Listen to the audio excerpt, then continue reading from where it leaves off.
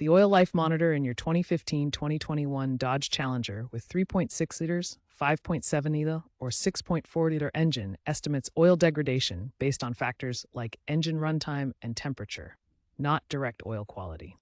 The service light, shown as a wrench icon, appears when an oil change is predicted, typically every 7,500 to 10,000 miles.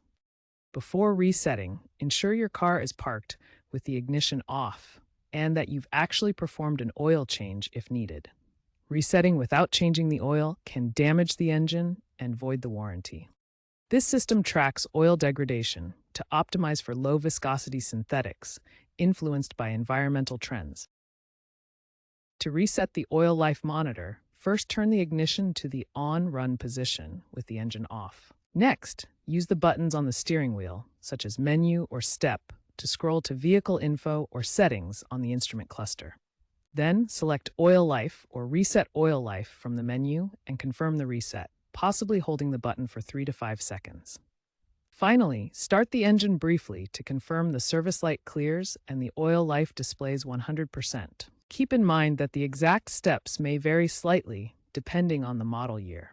For example, 2015 models use simpler menus, while 2018 and later models integrate with the Uconnect touchscreen. Some owners use smartphone apps like the Mopar Owner Connect app, which was updated in 2024 for remote resets. Others use OBD2 adapters for diagnostics and resets, but proceed with caution as these unofficial methods carry risks. Important considerations.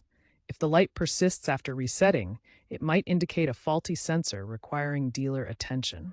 Always follow factory procedures to avoid sensor damage, and never reset without performing an actual oil change, as this can void warranties or lead to engine damage.